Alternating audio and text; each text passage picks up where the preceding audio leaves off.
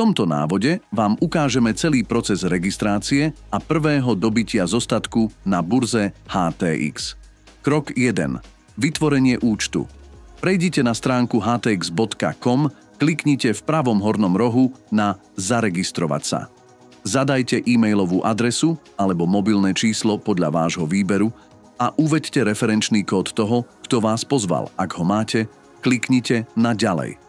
Na zadaný e-mail alebo telefónne číslo vám príde kód. Zadajte ho a kliknite na Potvrdiť. Vytvorte si heslo a kliknite na Začnite svoje dobrodružstvo na HTX. Krok 2. Overenie. Ďalej budete musieť prejsť verifikáciou. Kliknite na svoj portrét v pravom hornom rohu, potom na Neoverený.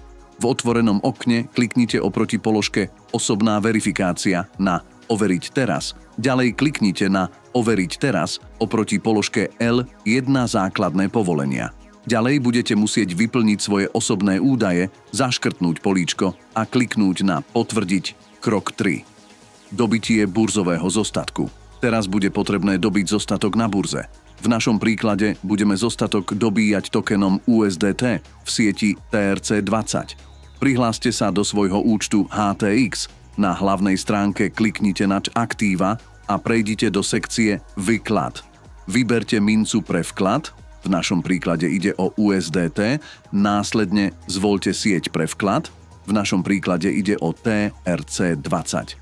Kliknite na tlačidlo Odoslať adresu vkladu.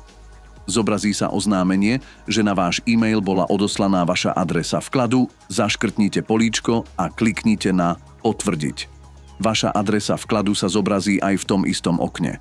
Skopírujte ju kliknutím na Kopírovať adresu.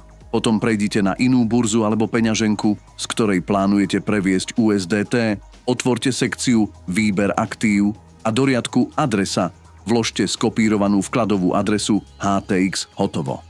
Úspešne ste si zaregistrovali svoj účet a dobili zostatok.